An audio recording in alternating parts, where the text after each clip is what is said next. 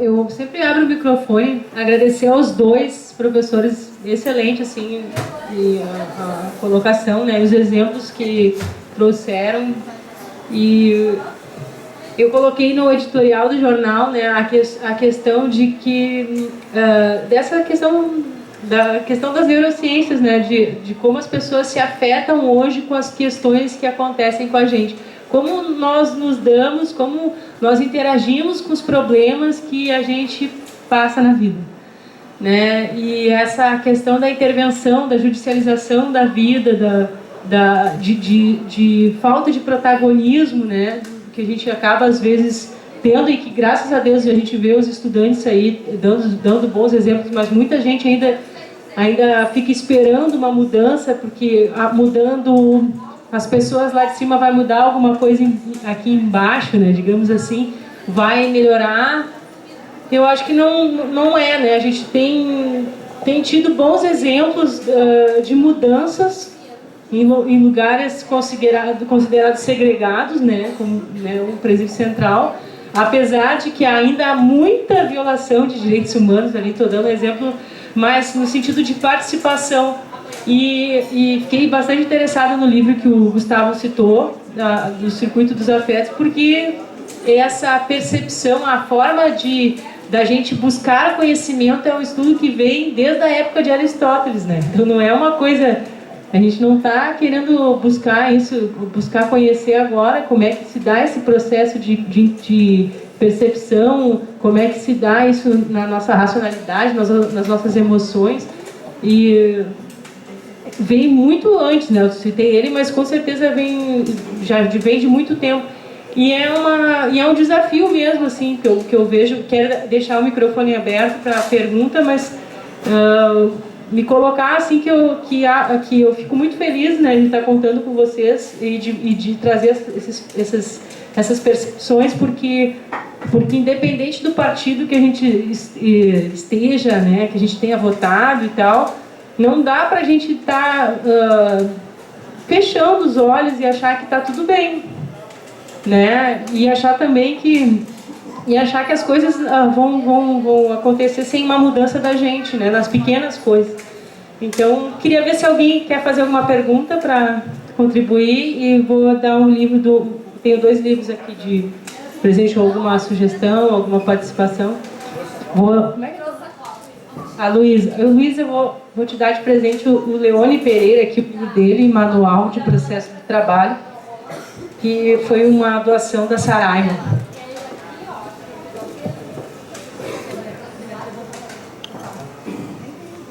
Boa noite, obrigada pela palestra, adorei muito. Perguntar para os palestrantes, inclusive com essa questão interdisciplinar da psicologia, enfim, se essa questão de a mídia divulgar que está numa crise há vários anos, as pessoas só comentar em crise, enfim, o fato de comentar, né, essa massificação, o dizer em crise, realmente transforma uma crise em algo maior, né, do que ela seria se não se falasse tanto nisso. Bom, obrigada pela pergunta. Eu acho que é complicado afirmar que sim ou que não, porque a mídia tem uma força muito grande sobre a nossa consciência e o nosso inconsciente, não há dúvidas disso. E a gente tem uma mídia completamente que tem um lado, a gente sabe qual é o lado. E, tanto é que há muito tempo a mídia é apontada como o quarto poder, não é por acaso, né? Então, isso é fato.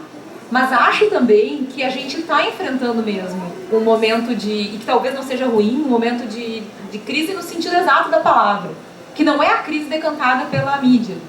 É uma crise mais profunda, que é o que eu tentei dizer para os senhores no início da fala. A crise econômica, por exemplo, que se diz que existe no Brasil em função de um governo, de desgovernos, etc., é uma crise que todo mundo ocidental enfrenta. Eu estava com a carta capital dessa semana aqui e está lá, hoje de manhã eu escutei isso no rádio. A França, está assim, França, estado de exceção. A França está em greve geral porque o presidente tentou fazer uma reforma trabalhista extremamente flexibilizadora, o parlamento não aprovou, ele fez por decreto. E é uma democracia. Quer dizer, eles estão enfrentando a mesma coisa que a gente. Essa onda é a mesma. E é a mesma porque toda a sociedade do capital está sentindo que talvez ela esteja agonizando. Talvez o capital se reinvente, porque já se reinventou outras vezes. Mas talvez ele esteja nos dando uma chance da gente conseguir ultrapassar esse modelo. Então eu acho que tem os dois lados. Tem esse incentivo, essa banalização da crise como uma forma de colocar toda a responsabilidade iniciante que é a crise, e tem a realidade de que a gente está enfrentando um momento de transição. Bom, a minha resposta é mais ou menos parecida com a do professor Valdete, é exatamente isso, né? Existe um cenário de crise inegável. Minha opinião, o PT, por exemplo, falando do governo anterior, né? O governo Lula, por exemplo, teve um momento de farra dos commodities, que se disse, e deveria ter preparado melhor, porque isso ia acabar, e acabou fazendo medidas que seriam complicadas, essa cidadania de coalizão, né? Que o Boaventura de Souza Santos conversa sobre isso, essa cidadania pelo consumo, que foi a aposta do PT. E geralmente é um amuleto do PT, né? Não, agora tu contém televisão, casa própria, televisão, carro, celular. Essa cidadania pelo consumo foi uma aposta que trouxe muitos frutos, mas ela tinha uma prazo de validade. E isso talvez tenha sido uma política de estratégia delicada, não ter sido antevista. Então existe uma crise, sim, nós vimos cortes em bolsas, antes mesmo do governo Temer agora, nós vemos cortes em setores de educação, setores sociais. Então, como não há um partidarismo, né? Há uma ideologia aqui na mesa, que é grande erro a pessoa achar que está imune a ideologias. A maior de todas as ideologias é acreditar estar fora de ideologias. Não existe nada, fala o Paulo Freire, né? Todo mundo é ideológico, depende de qual ideologia, se a tua ideologia é opressora ou não. Só essa é a diferença. Mas então eu entendo que há essa crise. O Vladimir Safat também fala uma terminologia interessante, né? Qual é o afeto principal que nós temos introjetados na nossa psique inconsciente? É o medo. Qual é o contraponto do medo? É a esperança. As duas são co-irmãs. O medo pressupõe que o mal vai acontecer, e a esperança pressupõe que o bem vai acontecer. As duas pressupõem a mesma coisa, né? Então eu pressuponho que vai acontecer alguma coisa inerente a mim, a esperança, que eu não... Então, em tese, pressupõe uma inércia, e o medo é a condição afetiva mais forte. Quando eu tenho uma mídia que nos retrata um cenário de crise intermitentemente, nós é claro que esse afeto fundamental que nós temos, chamado medo, ele vai se aflorar de forma mais grandiosa, né? Estava conversando com o Augusto Jobim, meu colega lá na PUC, lá, sobre essa questão de pessoas que dizem isso, né? Em vilarejos, pessoas a favor a recrudescimento, a um nível maior de policialesco. Mas por que no vilarejo, por que vocês querem que mais polícia aqui, se aqui nós não temos nenhum reflexo de criminalidade? Porque a mídia diz. Então, você pode acontecer, então pode chegar aqui, então. Então, se está sendo o medo afetado, ele vai, como afeto principal, nossos corpos e mentes, vai ser reproduzido de uma forma mais natural. Então, mas eu, nesse sentido, há uma crise, é inegável, há um erro estratégico em relação ao governo, que em boa parte é corresponsável pela crise e corresponsável pelo esse emparedamento à extrema-direita que nós estamos vivendo, mas ela também afeta outros setores em termos globais. Gostaria de saber se alguém quer fazer mais... Como é que é teu nome? Pietra. Vou dar de presente o curso de Direito do Trabalho do Luciano Martinez. Esse aqui está na 4ª edição. Pode ser que tenha um mais atualizado, mas foi de presente aqui da Sarai.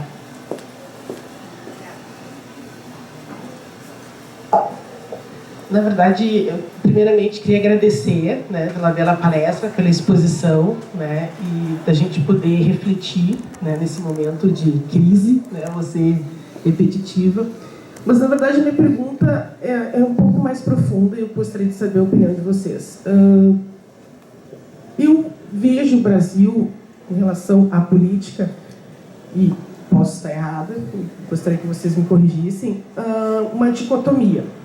Nós temos direita e esquerda, né? Quando a gente tem direita, a gente geralmente entende que a questão social fica de lado, né? E há um desenvolvimento do capital.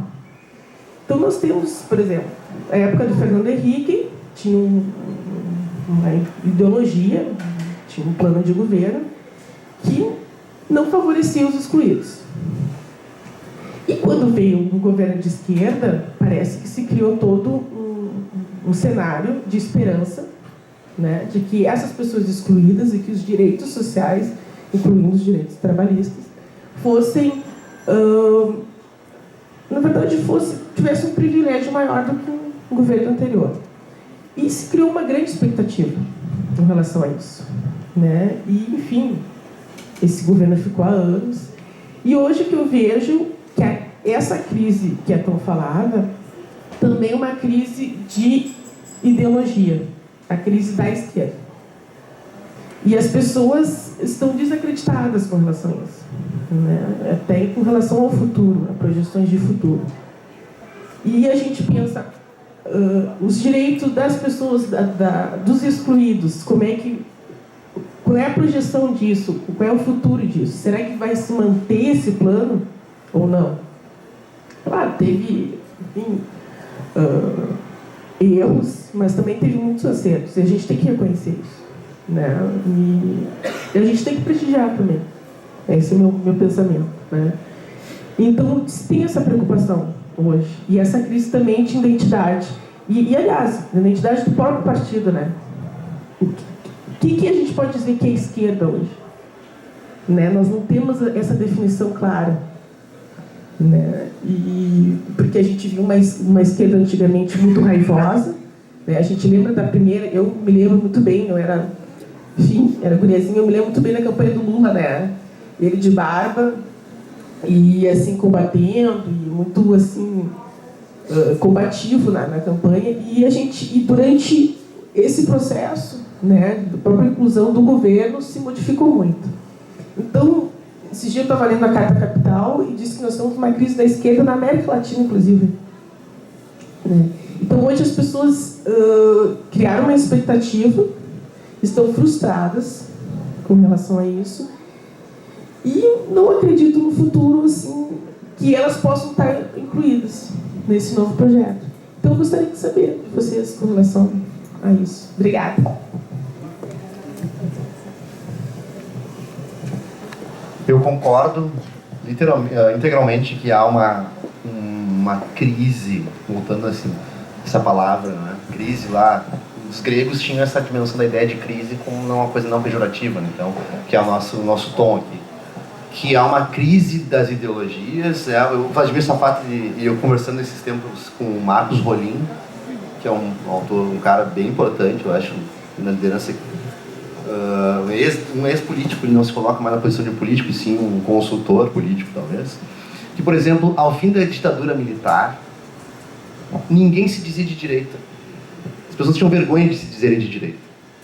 As pessoas diziam quem era de direita, Sarney, diziam que eu sou da democracia. Era a esquerda e a democracia. Então, aqui naquele momento, a esquerda teve a faca e o queijo na mão para exigir de uma forma mais intensa uma discussão efetiva sobre democracia, sobre a transição, que nós não fizemos, né? O único país, ou o país que pior fez a transição da ditadura para a democracia, chama-se Brasil. Legislações que a Valdete falou, por exemplo, a nossa legislação relacionada aos estrangeiros é a Lei 6815 de 1980, Estatuto do Estrangeiro, uma lei que tem paradigma do estrangeiro como um inimigo, e tem causa e reflexo até hoje nessa dimensão e outras séries de elementos que demonstram isso. Então, por exemplo, o que está falando agora? O deputado lá, o Rolim, Marcos Rolim. Marcos Rolim dizia, por exemplo, lá quando ele estava como deputado federal, lá no início dos anos 2000, o Bolsonaro estava lá destilando ódio da sua naturalidade, que é, né? E ele não tinha a mínima reverberação, ninguém dava um palito para o Jair Messias Bolsonaro. E hoje em dia as pessoas aplaudem, mulheres aplaudem, isso é o mais chocante, né? O cara que diz que mulher tem que ganhar menos, ele diz que não disse isso, mas ele disse isso. Que o problema da ditadura foi que matou pouco. Tem gente que aplaude o cara, né? Tem colegas que aplaudem o cara, tem alunos que aplaudem o cara, tem amigos de Facebook que aplaudem o cara. Então isso, aquele momento onde as pessoas tinham vergonha de se dizer de direita, e isso hoje em dia as pessoas dizem em alto e bom tom. E isso é uma crítica muito forte ao PT. O PT deixou isso. O PT deixou isso. Qual é o pior legado do Partido dos Trabalhadores? É toda a discussão que envolva minimamente a questão social. Ser petista. Isso é um erro do PT que vai ser bem complicado de se pensar, né? Porém, se nós vemos agora os resultados das pesquisas de eleição, né? Nós temos em primeiro lugar Marina, que é uma candidata que, bem ou mal, não, a gente pode dizer que ela não é a dificuldade de definir o que seria a esquerda hoje, né? Mas ela, pelo menos, não é entregue a um jogo extremamente neoliberal, apesar de ela não ter falado nada relacionado a Belo Monte há bom tempo, não ter falado nada relacionado a Mariana, ela ainda assim tem uma relação delicada com a questão do fundamentalismo religioso, mas ela ainda assim tem uma dimensão mais alocada a ideias, entre aspas, da esquerda do que nós estamos vendo hoje. O Aécio em segundo lugar, até enfim, o PSDB, que foi o partido que se alocou num primeiro momento, que era um partido que não era um partido necessariamente de direita e se adaptou a isso. E em terceiro lugar, surpreendentemente, ainda o Lula. Então, ainda o cenário de eleições daqui a 2 anos ainda tem uma dimensão de, talvez, ainda um criticismo maior em relação a essa polarização esquerda e direita. Né? Sempre lembrando, né? Sempre que alguém fala, isso é de esquerda, então tu vai para Cuba, marxista, etc. A esquerda nasceu com a burguesia. A esquerda nasceu com a burguesia. Então, às vezes é muito delicada a discussão, né? Então se tu é marxista ou tu é de esquerda, então vai dividir os teus bens com todo mundo. Quem disse isso não foi Marx, quem disse foi Jesus. Tá? Então, às vezes, um pouco de traquejo mínimo de estudo sobre a discussão sobre esquerda e direita é necessário para isso. Mas, enfim.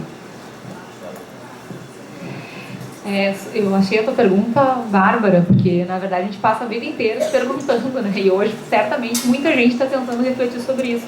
E é difícil ter uma resposta, né? Saber exatamente o que está acontecendo. Então, o que a gente consegue fazer é algum diagnóstico e algum prognóstico, alguma ideia do que pode acontecer. Mas, assim, acho que elementos para reflexão sobre isso deveriam ser: primeiro, existe uma desconstrução do discurso de esquerda. Eu concordo com o Gustavo quando ele diz que os governos que nós tivemos de esquerda são corresponsáveis dessa desconstrução. Porque realmente deixaram de fazer coisas que tinham que fazer e fizeram coisas e alianças que não podiam ter feito. Então acabaram corroborando um discurso que é midiático, que é ideológico e que desconstrói a ideia de esquerda. Mas eu insisto em dizer isso aos senhores, eu acho que a gente está vivendo um momento que nos permite reconstruir o conceito de esquerda. É natural na história, natural na história é uma expressão estranha, né? Mas a gente, estudando história, vê que a história da humanidade sempre se deu assim: a gente avança, recua, avança, recua. Não há dúvidas que a gente avançou com o governo Lula, e um pouco menos, mas ainda assim manter alguns avanços com o governo Dilma. E agora nós estamos vivendo um momento de recuo. Mas talvez a gente tenha chance com esse recuo de conseguir ir até onde a gente deveria ter ido quando conseguiu eleger um metalúrgico e não foi. O que eu estou querendo dizer para os senhores é o seguinte: talvez a gente tenha que reconstruir o nosso conceito de esquerda, percebendo que existe uma esquerda no Brasil. Uma esquerda que está bem mais à esquerda do que aquele conceito burguês da Revolução Francesa, da esquerda e da direita. E a gente vê isso muito bem quando vai, por exemplo, em São Paulo e tem contato mais direto, ou mesmo aqui em Porto Alegre, com os movimentos sociais, com os movimentos estudantis, com os movimentos dos negros, das mulheres, das minorias. Eles realmente são combativos, eles querem uma outra forma de Estado, eles estão muito além da discussão de esquerda partidária, que é a discussão que a gente vê na mídia e que sofre toda essa desconstrução. Então eu acho que a gente tem que pensar assim, temos vários conceitos para reformular: o conceito de esquerda, o próprio conceito de democracia, mas sobretudo pensar em que tipo de sociedade a gente quer. A esquerda que a gente tem no Brasil hoje, eu não quero. Eu quero uma outra esquerda, uma esquerda que se posicione, que não tenha vergonha de dizer que a sociedade é opressora, que a relação entre capital e trabalho é uma relação que, sem dúvida nenhuma, coisifica o ser humano, reduz o ser humano a uma condição que não é digna, que não preserva os mínimos direitos sociais. Quer dizer, a gente vive numa sociedade que permite que um trabalhador trabalhe com prejuízo efetivo da sua saúde. Eu li aqui para os senhores que tem um projeto de lei para regulamentar o uso do amianto. Essa é a sociedade que a gente vive. Essa sociedade, enquanto nós não chegarmos no dia em que a gente vai conseguir, com uma maioria, uma quantidade expressiva de pessoas dizer eu não quero mais essa sociedade, eu não quero mais ficar discutindo base de cálculo do adicional de salubridade, eu não quero uma sociedade em que as pessoas trabalhem em ambiente insalubre. Enquanto isso não acontecer, o discurso sobre esquerda e direita vai estar sempre sendo feito da perspectiva do sistema e, portanto, da perspectiva do que a gente entende hoje como direita. E eu acho que talvez esse momento que a gente está vivendo nos dê espaço para começar a fazer essa crítica. Porque enquanto a gente vivia os nossos pequenos avanços nos últimos governos, nós não estávamos fazendo essa crítica. Agora que nós estamos diante de uma tempestade, né, que a gente olha o céu está escuro, vai vir um temporal realmente nos próximos meses, a gente está com esse desafio, repensar e escolher. E a escolha é de cada um de nós, não se enganem. Cada um de nós tem um papel importante nessa história. E eu quero agradecer, né? Eu acho que o tema nunca se esgota e eu fico feliz que eles nunca se esgotam, porque tem muitas questões por trás, né, desse que a gente debateu aqui, como se trouxe vários exemplos, né, e várias perspectivas para se olhar a dimensão dos problemas que a gente está enfrentando, das dificuldades, dos desafios, como queiram chamar. Mas é esse o nosso objetivo, né? Então eu fico muito feliz assim de poder contar com professores aqui que vêm voluntariamente, né, para esse nosso encontro. E numa noite de frio contar com a plateia cheia, né, que também já mostra que vocês estão interessados, né, nos nossos encontros. Então eu vou encerrar o evento de hoje agradecendo os dois, agradecendo a plateia. Para nós é uma satisfação, agradecendo o Estúdio 31, que faz o registro do audiovisual, depois vai estar na internet. Compartilhem, é importante. E vou pedir para os dois professores, eu sempre faço a foto no final com vocês. Então, antes de a gente fazer a fila para entrega dos certificados, só levantar, daí eu vou posicionar os professores aqui na frente. Uma salva de palmas aí para todos.